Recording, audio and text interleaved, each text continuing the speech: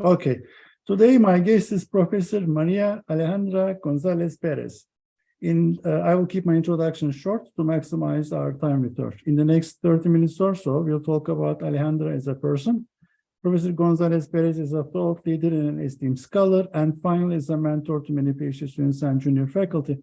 For the sake of time, I'll skip many of her accomplishments and give you a very quick snapshot.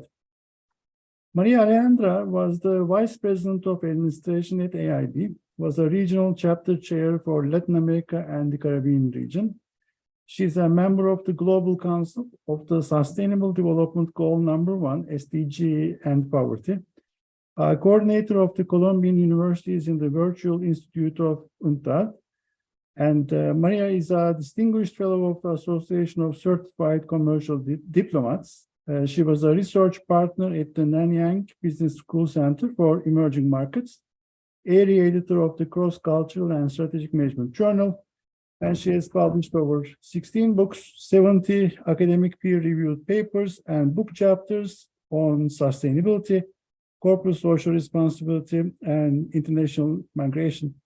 She regularly contributes to Latin American business media. Thank you, Alejandra, for joining us. Thank you, guys, for the invitation. Thank you for the generosity of including me in this series. So I'm really happy. And when I received the invitation, I didn't think that it was worth to this huge, how do you say it? It's a huge recognition to be here in this series. So thank you so much. Oh, you are. Thank you so much for accepting. Alejandra, so let's just start. What did you want to become when you were a child? Well, it's very difficult. I was trying, let me try to remember. I think I wanted to be an astronaut. But yeah, but that one was something that is, I think an astronaut. And where did you grow up? I grew up in Medellin, in Colombia. And I grew up in a very difficult time in where Medellin used to be the most dangerous city in the world. We have a lot of people being killed during the 90s and the 80s. So it was a war zone when I grew up. Mm-hmm. Okay. And how are things now? Great. Well, I mean, great. Like if you want to keep the spirits are great. Yeah, like in comparison with many things. And I guess we have to try to keep hope as much as possible alive. And can you remember the earliest moment of awareness between domestic versus foreign? You know, I think I was like before the age of 6. One thing is like one of my grandmother's surname, it was very difficult to pronounce or write by locals. So that one thing that I realized, and it was not normal. Then it was one of my surnames, not the Gonzalez-Perez, but one that is English. It was very difficult to pronounce or write. So I realized that there is something that is different. And also I realized that toys were made in Taiwan, and cool chocolates such as Milky Way and candy social crafts. So they were very different to the ones that were produced in Colombia. So I think my awareness of what is foreign or what it was local, it was about that. Yeah. So toys, chocolates, and difficult surnames. Yeah. Thank you. How did you choose academia? Well, I choose academia. Both of my parents are academics, so that one was one straightforward thing. But I used to be a clinical psychologist. My background, my undergrad was in psychology, and I did clinical psychology. So I moved to work in HR, and from HR, then I moved to corporate social responsibility. And from there, I worked for a large multinational company, one multinational that had operated in Colombia for almost 100 years. So very traditional one. And to me, it was, when I was working in there within the CSR, corporate social responsibilities, was super difficult to understand why when we receive an email or a call that said the market people from the market require something, and then it's like this market, there were calls from Europe or calls from United States, and we said, what is that thing that is the market from those countries so powerful that we have to implement things immediately to the community, immediately to the environment. So I think it's like wanted to understand what it was that. So I moved from different. So the other thing is like I lived in many different countries, so I personally experienced what it is, the liability of being foreign, but what are the liabilities of being foreign from a country that is not Europe or the US or Japan. So so these, like, experiencing this liability of foreignness and emergingness is also something else that I wanted to understand. So I moved from psychology to management to sociology to economics to reach a home that is international business. And before you ended up with IB, you worked as a researcher in Irish Chambers of Commerce and the Economies of Social Policy Research Unit in Ireland. What is that? Well, there were two jobs that I did when I was studying. So like one of them, like I work in the Chamber of Commerce, I was conducting research in diversity. So it was a big project by the European Commission. And it was a moment like Ireland had experienced one very fast transformation. And it was a phenomenon called the Celtic Tiger, in where different, there was a large influx of money, foreign direct investment into Ireland. And then Ireland became a rich country. And then a lot of people that were not Irish started to arrive to Ireland. So the project that I was working with the Chamber of Commerce, it was on diversity management. How is that we have this pure Irish life and pure Irish people, and then suddenly you have to face and you need to accommodate, and you like, if you want to grow, you have to recruit people that are not Irish. So and in the ESPRI, in the Economic Social Research Unit, that one was a project that I did. And it was in poverty, and it was with my professors in Ireland. I did my Ph.D. in Ireland, so I lived for 8 years in Ireland. Okay, all right, thank you. I was just curious, something that is not on your CV that people might find interesting about you. Well, I don't know if it is interesting, but let me see. Like, I have different things. Like, so for instance, I like to sit in the right-hand side of airplanes. Like, usually I always ask for the K row.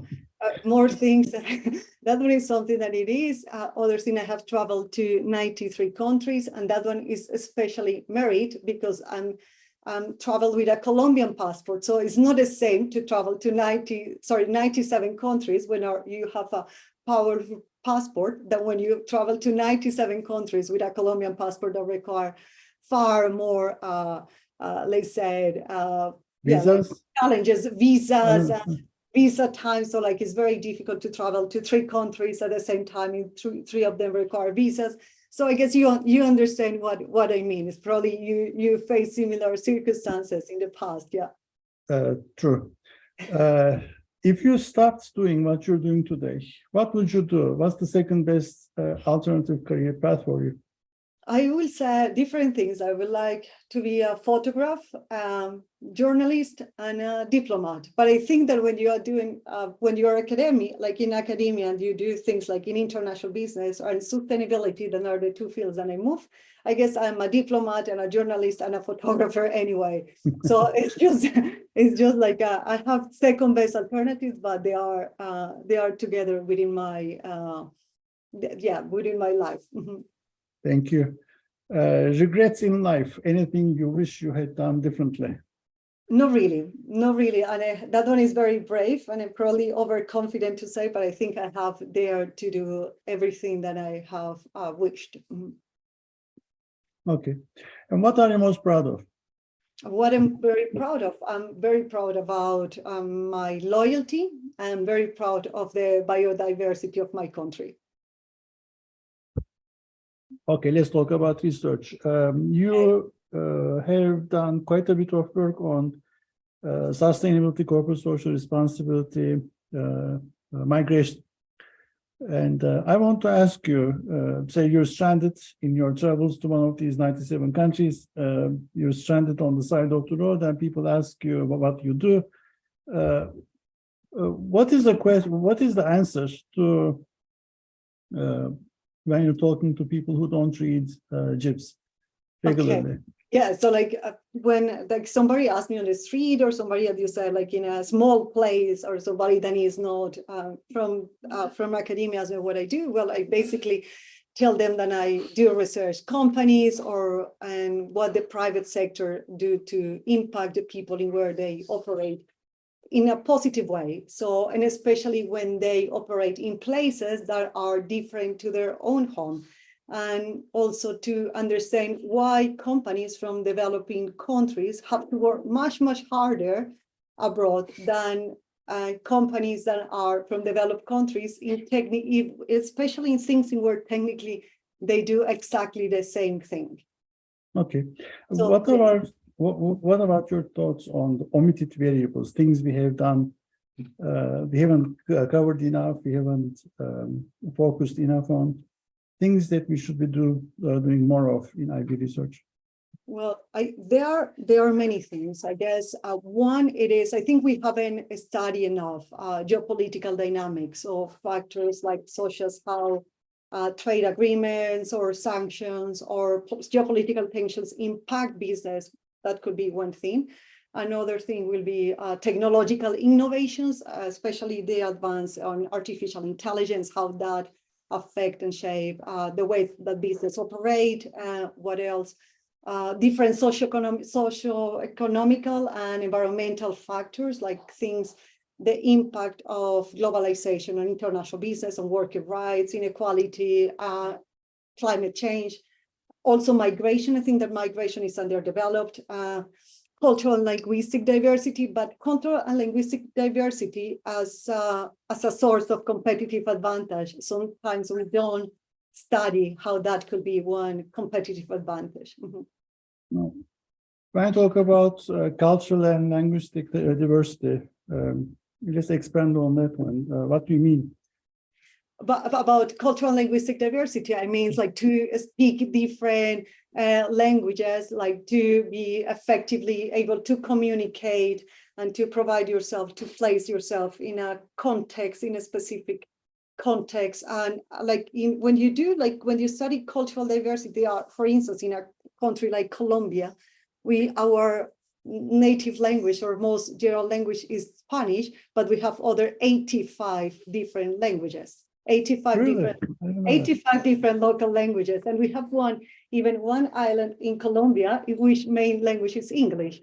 So that one, the fact that we have this rich diversity, even inside countries that you don't realize, and personally, I don't know how to say many words in probably over 80 of those languages, that give you one open-minded and will give you this way that you can translate to other issues. But also the fact when you talk about people that like are fluent or they have, or companies that operate linguistically naturally in Arabic context, they have a much better advantage because like when you have this linguistic and cultural diversity, you have a better understanding that you will be more open to have different ways of things, people, and to connect creatively and to be able to understand context more easily. So can you explain about the process of thought, the way that you write papers in a state of idle curiosity? What does your mind think of about new papers, new questions? What's the process like for you? Well, there are different processes. I guess one of them will be one thing that I do is like try to listen of what is going on in the world and try to anticipate what are going to be the biggest challenges and to study from there. So one thing that I try to do is like to study a topic that interests me a lot and a topic in where I'm not really familiar. That will be something that is against of what possibly is, but I like to study things that I really don't know much. And then I try to make teams, if it is a project that I'm leading, and try to connect people in different places that are able to have an open conversation about it, and they are willing to have this, we share the same question. And then from there to design which methods are which method can we use to study that topic or that theme and how we can compare our findings in different countries. So that one will be, if I'm leading a project or if I'm leading a paper, as you said, is like, it will be, to me, it's just beginning from this topic that caused me more curiosity, and topics that I don't have much knowledge, and topics in where I have seen that the literature is not yet there. Like, for instance, we had one of our largest projects last, I guess 2 years ago, it was using futures as a field, like futures, like futuristic, like future studies. And we applied it to climate change. And we did a study on this, how different set of factors, like business, governments, academics, and civil society can work together to address climate change, and at the same time to improve economic growth.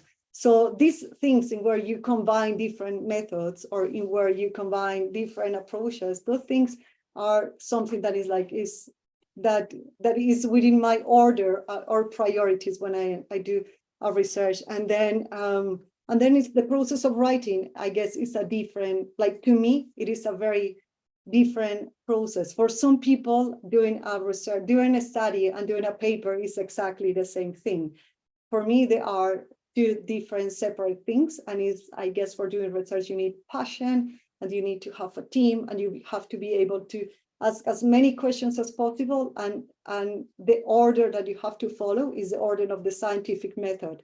But when you're writing a paper, then you need a different set of skills and be able to be more structured and be able to do things in the conventional way, and to be able to keep yourself tied to one structure. And so that one, it is so, like, it is different to write a paper, to me, than to conduct research. They can relate, but they are not the same. So let's say you're working on SDG 1, end poverty, and you want to do research. What do you do? And then you want to write a paper for an IB journal. Let's just talk about the research later, but the paper later. How do you do research on end poverty then? Well, that one is number one. You can address poverty for many things. You can take, like, how the private sector, how multinational companies, they do contribute to poverty reduction, or how they contribute to increase poverty. So, like, you can take it from the point of view of creation of jobs, or the payment of taxes, or the contribution to the local economy, or you also can take it from the contribution to the providers of capital, say that to the financial sector. So, like, there are many different ways in where you can try to understand the impact of a particular business within and how this business positively create economic conditions that are going to be facilitate or enable the reduction of poverty. But also, okay, I understand that part. So you mentioned you had a team or some group of people that you work with? I work always with people, in different countries, Okay, so you search for these NGOs, you search for these institutes? No, actually, no? It's very rare that I work with different things than private sectors. I study companies. So I usually look for, but at the same time, we do, as my teams are located in different countries, we do ethnographic research. So by the way, I work with primary data most of the time. So I collect my own data, or my team collect their own data. So we interview managers, but we go and to have this ethnographic experience to see what they are doing and complement with secondary data on what it is. So it is an iteration between you interview and you observe, but then you also go and interview and observe and try to see, compare with different other measures of poverty, standardized measures of poverty reduction. Okay. In terms of income, okay. or, Then you get back home and you start writing. That's right. Well, I usually, I usually collect the data in Colombia, and my colleagues collect the data in their countries. Perfect. About the evolution in the field. So from what we used to do, what we used to study 1980s, 1990s in IB, and the topics that we study today are different. In your opinion, what did we lose along the way, or are we doing something interesting, more interesting? Are we gaining something along the way with this evolution? Yes, but I think that we have to catch up. I think that there are many topics that have been overly studied within international business. Like and what? I think that, like, which ones, well, like said, cultural differences, and how cultural differences impact international business, or cross-national differences per se. That one also had been very overstudied. Internationalization process, super overly studied. Entry mode strategies, very overstudied. The relationship between globalization and fair performance is also overly studied. So I think that there are topics in where it's very difficult to do very insightful new contribution, but there are topics in where IB really can or should move right now. I think that there are that the world is going and is covering different issues that, like, for instance, just the issue of being international. We have right now, we have internet as a geography. Internet is not international. Internet as a geography doesn't have the boundaries of international. So that one, it is something. Does international business study internet as a geography? Does it count as international, or is a totally different context? So that one thing. Or if we take other thing that would be supra international, if we take space economy, so if we take all the extraterrestrial activities that are occurring, the huge number of money that is moving above the globe.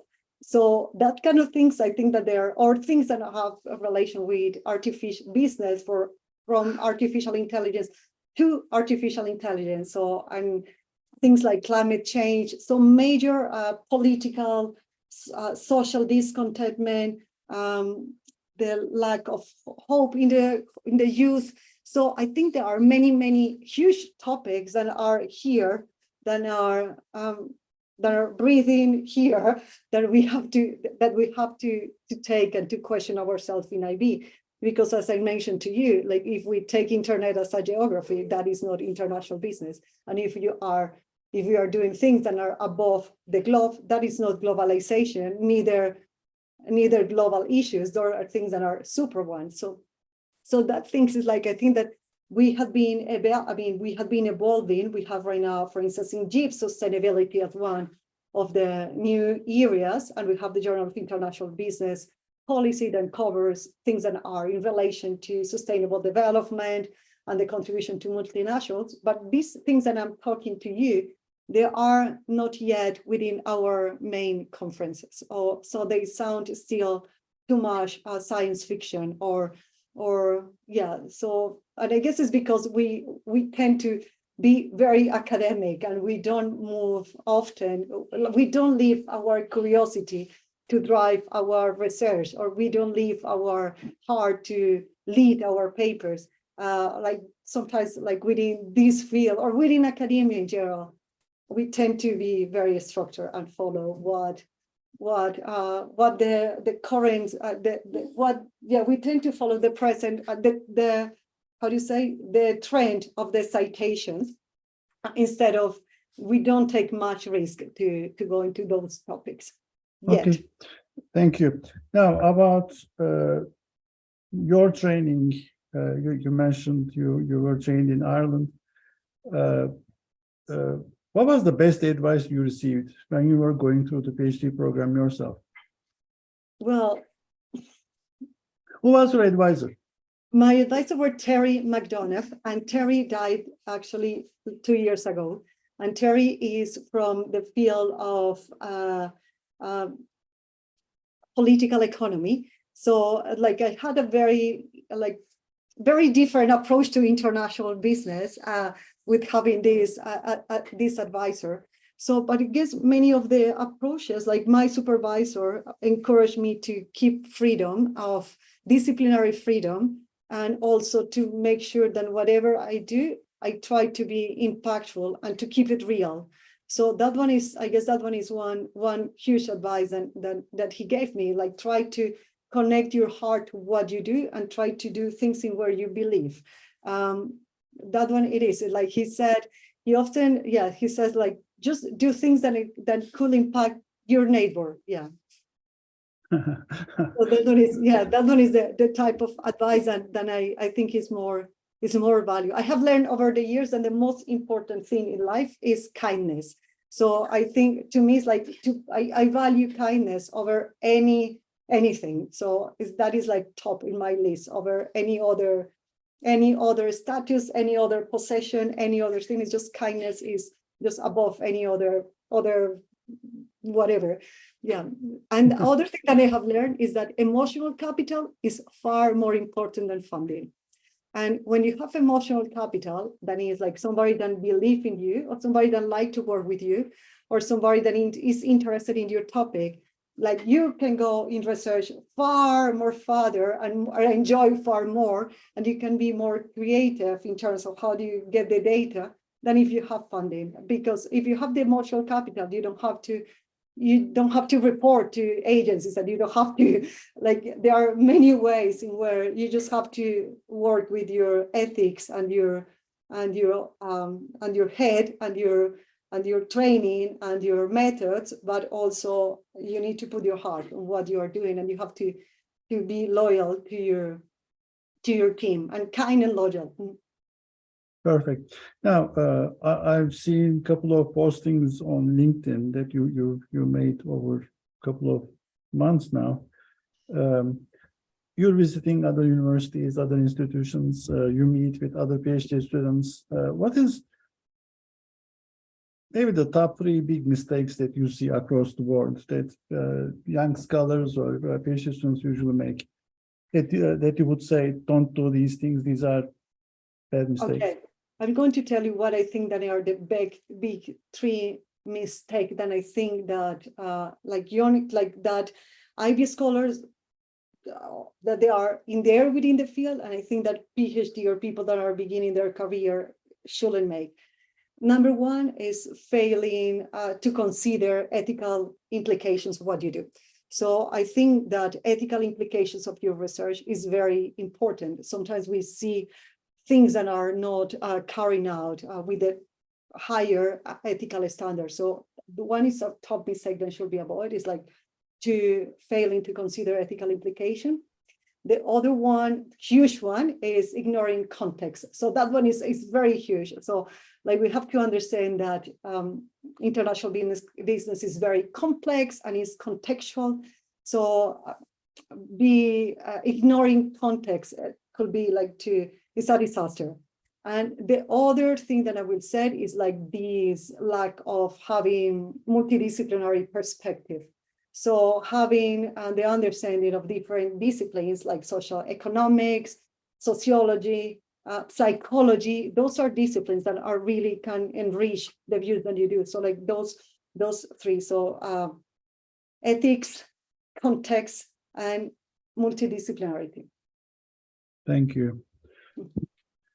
For the sake of time, what's the question that I should have asked you but haven't? Well, my dear, like you have been one of the most challenging interviewer. You should be one. How do you call it? An anchor for the BBC or something, or like you have of the questions. And I really, I think the question I like, the question that you ask me the most that I like is that when you ask me who is my advisor, because he's a person that provided me a lot of. He was my sponsor in many ways. So thank you for asking me that question, because it allowed me to recognize somebody that is super important and who make me to define who I am. So thank you for the many questions that you asked me. And so congratulations. So you should be an anchor in TV. I don't think so, but thank you so much. Alejandra, thank you so much for this very insightful interview. I really enjoyed it. I benefited from it. Anything else that you want to get off your chest before I stop recording? No, thank you so much for once again, Perfect. thank you so much for the implication. And I'm an AIBer. So that one is like all my tattoos and everything. So like that one is the only academic circle that I am, and is my only community. And I'm super AIB, and I'm so super proud of being an AIBer. So I am 100% AIBer. Thank you. Take care. Bye. Thank you. Take care, you too. Thank you so much.